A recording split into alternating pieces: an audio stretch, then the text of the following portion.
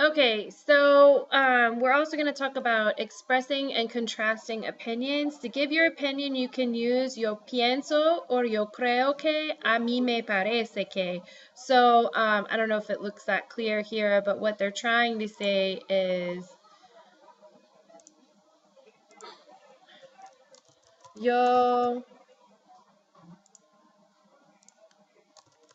yo pienso que la ciudad necesita otra escuela. Okay, so you can give an opinion by saying yo pienso que la escuela necesita, or yo creo que la ciudad necesita otra escuela. Or a mí me parece que la ciudad necesita otra escuela. So you can start off a phrase where you're going to give your opinion with a mí me parece que, yo creo que, or yo pienso que. Okay? And so here's the conjugations for pensar. So just remember that pensar is an E to I stem changer, which means that its E changes to an I everywhere but for nosotros and vosotros when you conjugate it. When others give their opinion, you can react by agreeing or disagreeing. So if I said yo pienso que la ciudad necesita otra escuela, or yo creo que la ciudad necesita otra escuela, or a mí me parece que la ciudad necesita otra escuela, you can either say yo estoy de acuerdo or yo no estoy de acuerdo, and then you could list with whom you agree. So you could say yo estoy de acuerdo con Juan, like I agree with Juan, or yo no estoy de acuerdo con Juan, or yo estoy de acuerdo contigo, I am in agreement with you, or yo no estoy de acuerdo con eso, I am not in agreement with that. You could also say, sí, tienes razón. So if I say, I think the city needs another school, you could also say, sí, tienes razón, or sí, claro, eso es verdad, this is true, but, and then you could say, va a costar mucho dinero. Or bueno, pero, bueno would mean I agree also, but, and then you would go through and say what might be a problem with that. In Spanish, the preposition with in the first and second persons is just one word and has a special form, conmigo, contigo. But when you put it with anything else, it's con Juan, con ella. So con is its own word, and you would just put what other subject pronouns or nouns after it. Only with me, with you, do you make conmigo, contigo.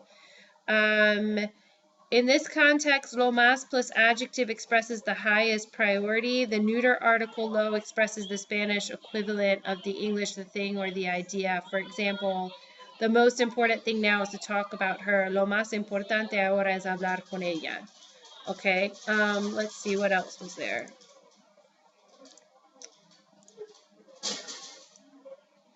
Okay, to establish priorities, this is where the lo más was coming from. This is where you can say, when you're having a conversation, what's the most important. So you can say lo más grave, the most serious is solucionar. So this is still going back with that. Let me pull it back up. Okay, so if we're looking again at these, yo pienso que la ciudad necesita otra escuela. You could say, lo más grave es solucionar el problema de la escuela. O lo más fundamental es solucionar el problema de la escuela. O lo más urgente es solucionar el problema. So this is how you can say what's the most important thing to do. You can say lo más grave, lo más fundamental, lo más urgente, lo más importante, lo más necesario. And then these are the things that would be the most serious, the most fundamental, etc. Or you could say like this: es importantísimo construir una escuela nueva. Es fundamental construir una escuela nueva. Es urgente construir una escuela nueva. You can also use me gustaría, which is the conditional form of gustar, to express your desires.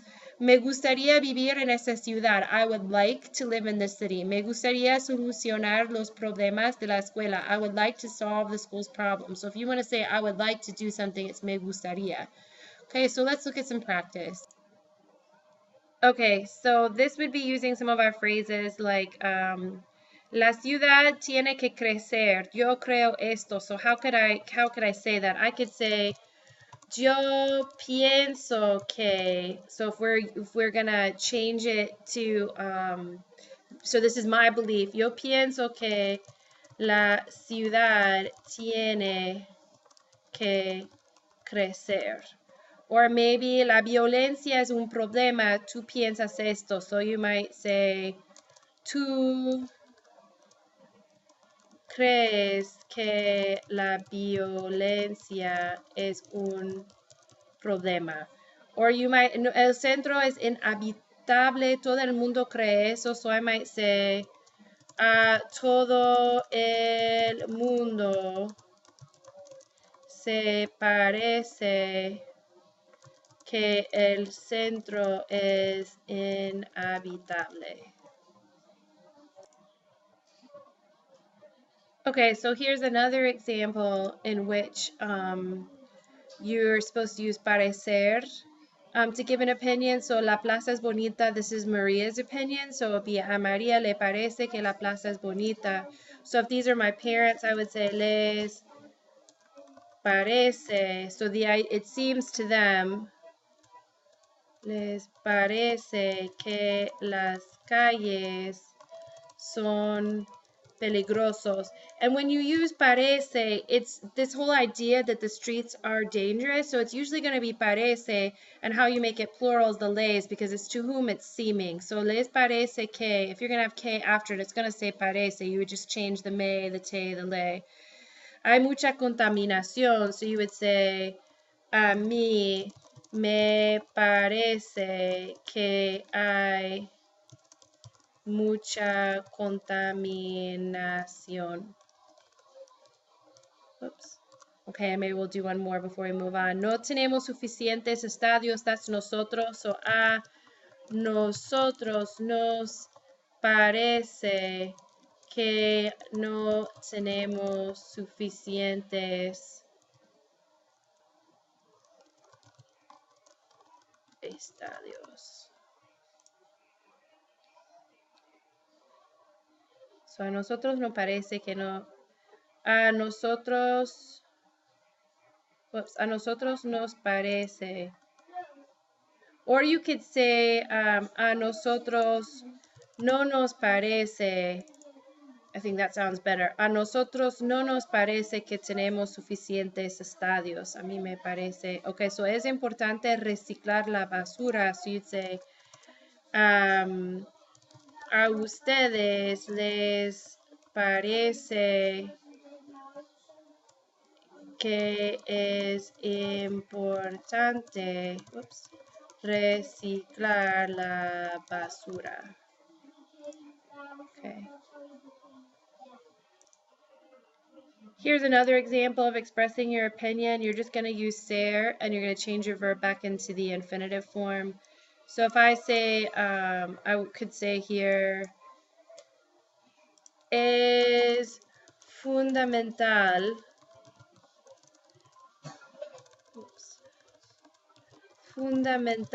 invertir dinero.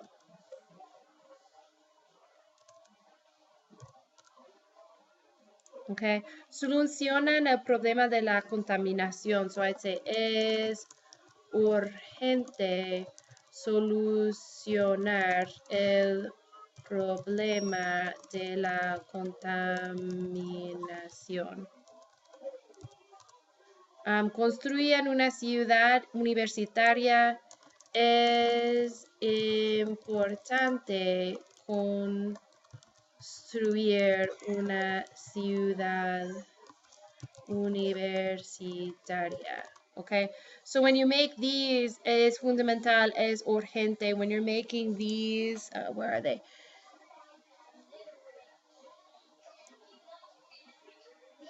When you're making these expressions, es importante, es fundamental, es urgente, immediately following them, the thing that is important, fundamental, etc., is going to be in its infinitive form.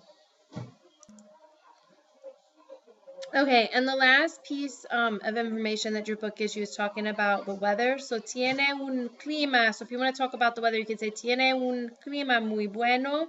And clima is a masculine word, so you're going to leave it muy bueno. Tiene un clima suave. Tiene un clima agradable. All of this would be like it has nice weather. Tiene un clima tropical. It's tropical. Templado, húmedo, seco. It's humid. It's dry. En verano no llueve, or en verano llueve. En invierno nieva or no nieva, it doesn't snow. En primavera no hace frío, it's not cold. En otoño hace calor. So when you use these, you're going to use that hace with all of those.